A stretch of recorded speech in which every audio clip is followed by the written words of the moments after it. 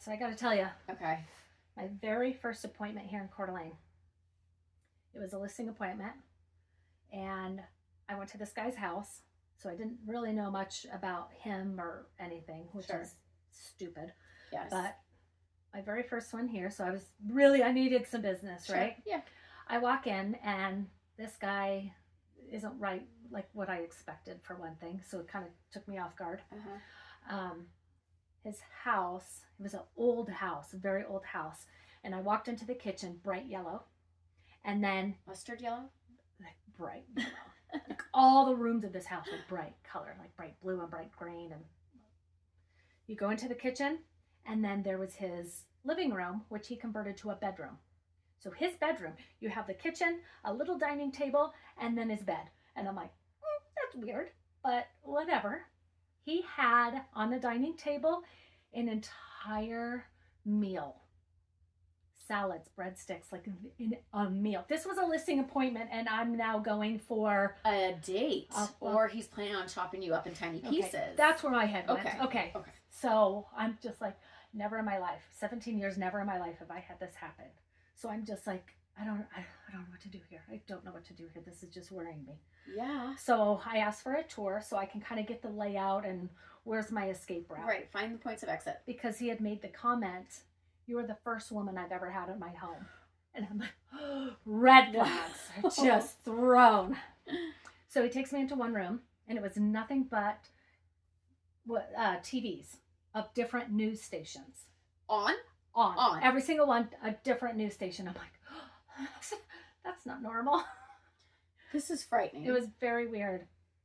So then he had a basement, and I'm like, oh, I don't need to see the basement. It's totally fine. No. So we sit at the table, and I had written a book, and he had actually gone on Amazon and purchased the book. Great. That's great. That's nice. He had edited the book of his version. He didn't like the name of my book, so he cut it out. And he wrote, I still have it, on every single page, his own interpretation, descriptions, edits, drawings, you name it. And I'm just like, I can't. Then he comes out with this big folder of, he goes, would you like to see how many times I've been in court? What? More red flags. I mean, I'm just at this point where I'm just like, what the actual fuck? I am literally going to die here. Yes. I'm literally going to die.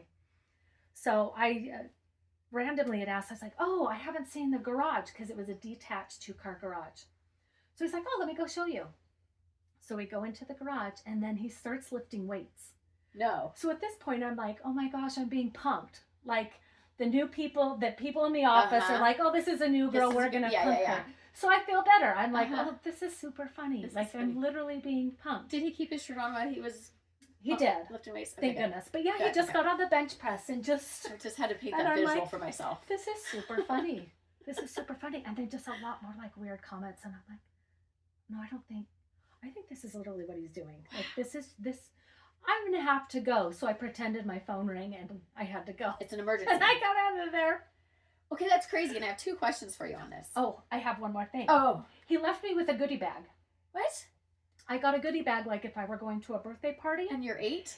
Okay. Yeah, it was a goodie bag with the book that he had edited critiques for me. You. Yes. How kind. A pair of socks. What? Socks and a bag of pistachio nuts, as well as a handwritten card from him thanking me for coming over. Already stamped and everything, as if like I wrote it, thanking him for his time. What the hell? I can't make this up. I can't make it up. I got pictures to prove it.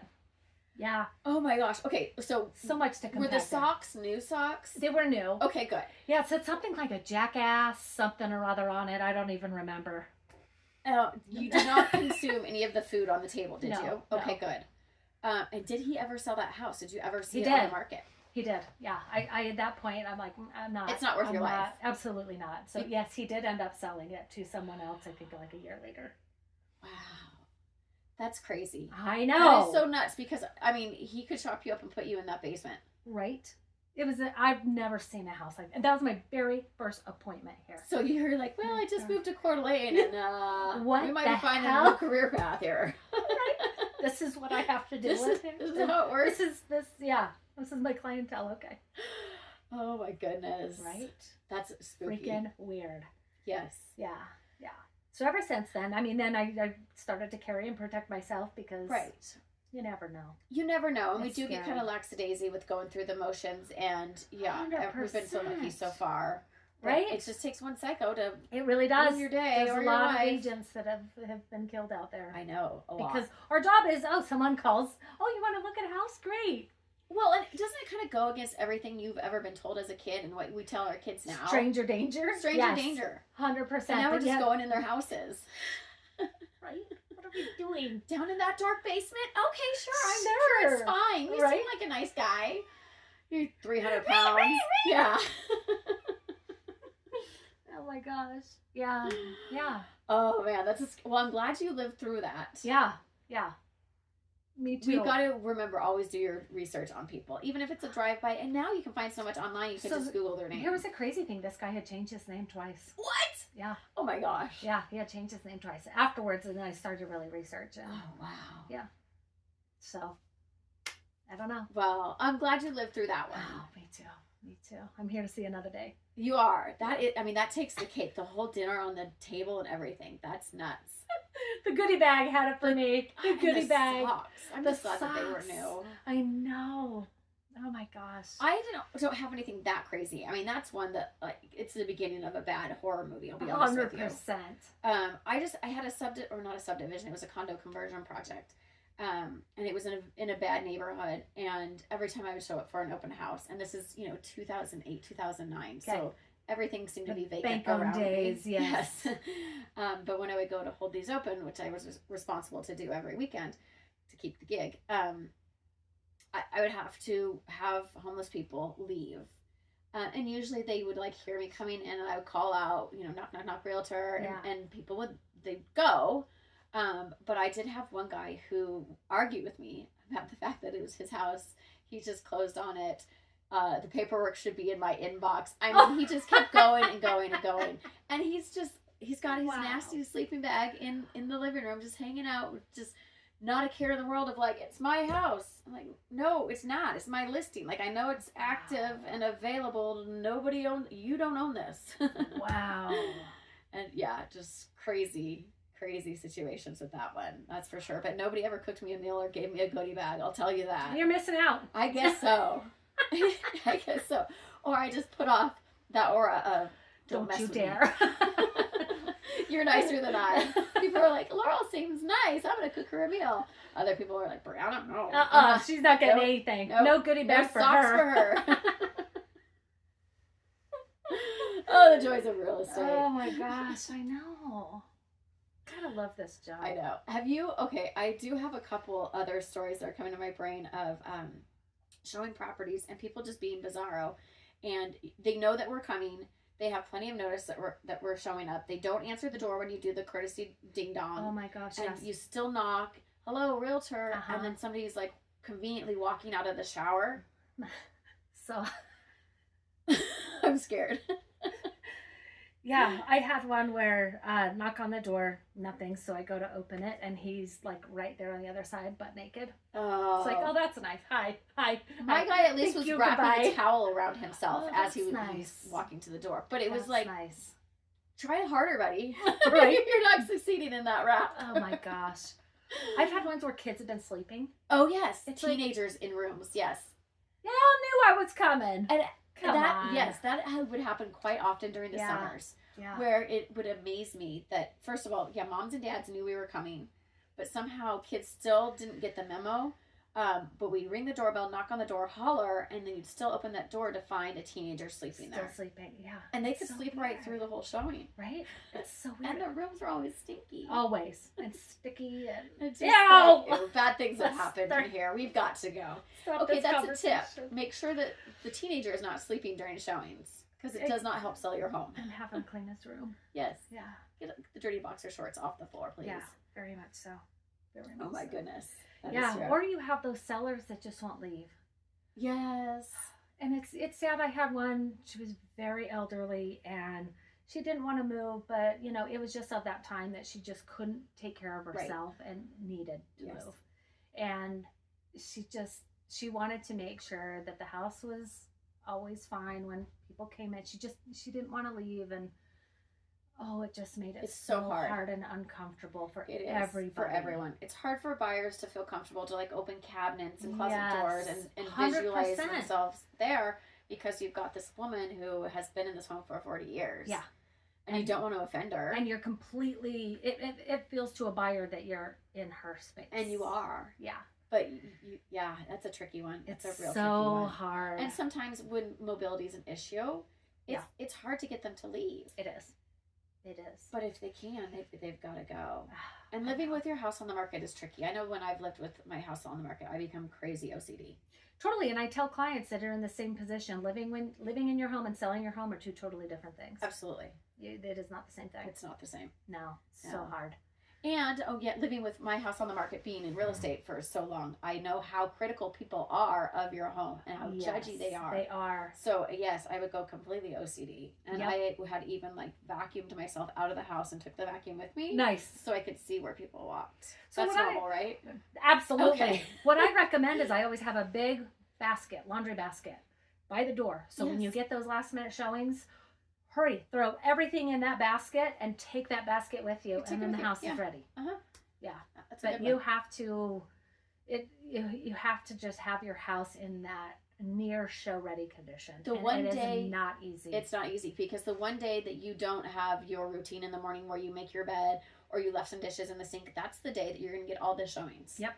But it makes such a big difference to have that stuff done, because the buyer, they're picky. They are so picky. They are so picky, and the way your home is presented tells a lot about the seller and how the home's been maintained. It truly does. Very true. Yeah. I mean, if you have pride in your home for a showing, obviously you've maintained it throughout the years. Yeah. Exactly. Yeah. And it takes so little sometimes, just making the bed and making sure there's no dishes in the sink and decluttering. Declutterize? Is that a word? We'll go with it. Okay. That sounds good. That's something I would say. So let's do it. Get all your knickknacks away. Get them out. Get them out. Dust, vacuum, you're good. Everything. Yeah. I know, it makes a difference. It does. It makes a huge difference. So crazy. Yeah. Well, what else? A real estate tip.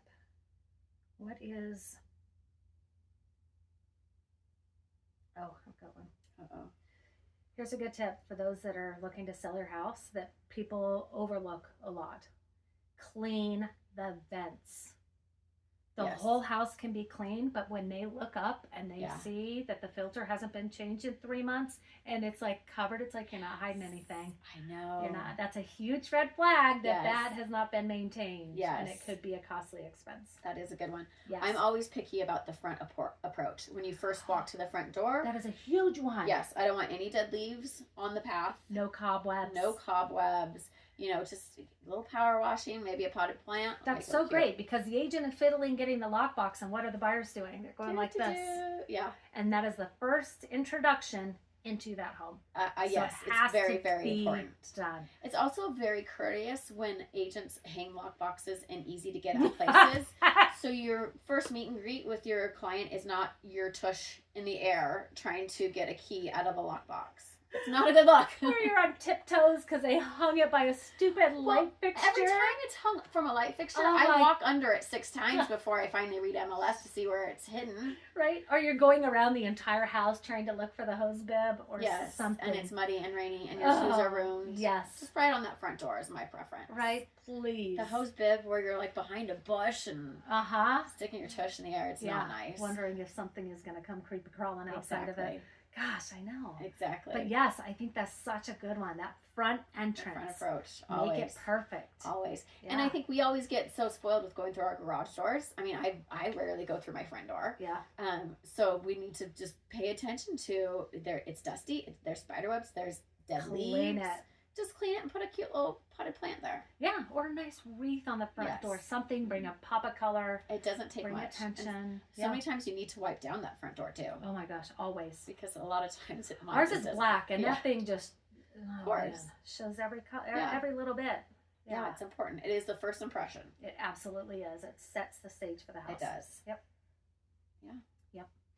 Good. Oh, another one. Okay. So I watched a video. Okay, so those horrible, horrific murders in Moscow. Yes. The 4 Oh, college students. gosh, yeah, I just got goosebumps. Yeah. I watched a video that property that they were living in, that they got murdered in, had a Matterport video done. So they're stating that the killer, because that video was accessible online, that he could have totally watched it and been very familiar with that property and the floor plan. So wow. Yeah.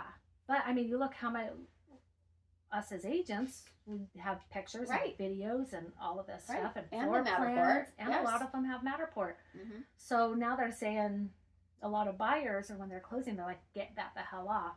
Well, unless we're the agent, we don't have control We don't of have that. control over that, yeah. Yeah. That's a valid point. And again, why does one psychopath ruin it for everybody else? Because that's so convenient to be able to kind of visualize if that plan would work for you or not. Absolutely. Especially if you're coming from out of state. You Yes. want to almost physically walk through it, and you can do that Yeah. and look up and down and Uh-huh. around in the corners, and it's ideal. But that is something to be aware of, that I think maybe we should have those removed. I agree. Yeah, maybe, yes, out of courtesy, when I have the listing, it would be up to me. Yes. I have the control to remove that Yes. from MLS. Out of courtesy, common courtesy for another human being, Yeah. I think I would remove that. Yeah. And I think that's something that maybe as buyer's agents that we should ask, Yeah. because it's a privacy thing. I know It you is can go on privacy. Google now and you can ask to have your property blurred. Yes, yes, Yeah. I've seen that. Yeah, I think I'm going to do that for myself. Right. I don't know why, but I mean, that one guy that made you that meal one time, maybe right. maybe he'll come Right? back to you. Oh my Sounds like gosh. he's moved on, but He has, you never yeah. know. Oh, you never know. Gosh, that's You just never know, interesting. because you never know anybody's intentions. And that's Right. why we had the conversation before. Is like, I do not do open houses in occupied homes. Right. I got some hate on that, but it's up to the seller. If the seller It's wants up to to do the it, seller and it's up to fine. the agent. absolutely. And if, you I'm know- not a fan. Right. And if, a seller says, hey, I really would like you to hold this house open, Okay. we explain the likelihood of it selling based on the open house and how open houses work primarily for us to create new leads. Yep. And if you want people sorted through. I remember It's a risk. there was actually a crime spree back where I worked before, where there was a couple who were going through open houses and stealing pharmaceutical drugs. Yes. And they were really good at it. And clean, good-looking couple, where one would distract the agent while the other one would go get whatever they could. Usually, it was the drugs. The silly things that we don't think about, like heart medication or pain medication, things like that. That they would just pocket and be on their way, and then Wow. people would come home and need their prescriptions, and they couldn't find them. So again, that's another tip as a seller: hide anything, Everything. lock it all up. I mean, obviously, 100%. your gold coins need to be put away. Also, Firearms. your guns and ammo should probably go away. 100%. but Anything of pharmaceutical meds, value. too. Yeah, absolutely. Because And not just in a cupboard. not in a No, cupboard. No, they need to be literally just Locked up, removed put away. and locked up. Right. Yeah, I agree. Yeah. We've got safes here in Idaho. We love our safes. Oh, they're all over the place. They Throw get 'em left in there. behind in many transactions. I know.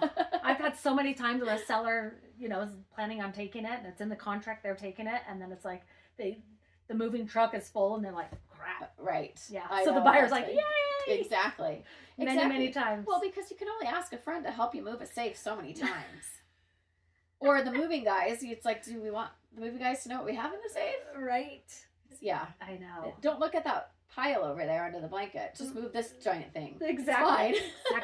So one of the first homes that I viewed, the seller must have just come home from hunting or something. I don't know. His whole bed was like 5 or 6 guns on it. Oh, Like, really? This is the weirdest thing. I actually took a picture and sent it to my broker in another state, because I'm like, you are not going to believe what is going on. Welcome to I'm like, Idaho. This is Idaho. Yeah. That's funny because we looked Super at a hilarious. house for ourselves, not too far from you actually, Uh-huh. and there was a rifle set up. I don't know if he was just scoping That's so or funny. sighting something. It was just strange. It's just such It's a strange, normal yeah. thing here. Uh-huh. Yeah.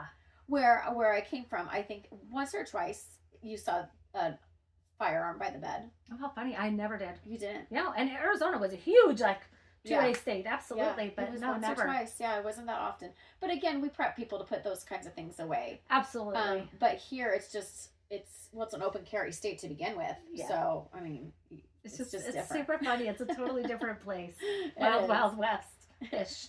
Ish. Northwest ish. Yeah. Yeah. It's pretty funny.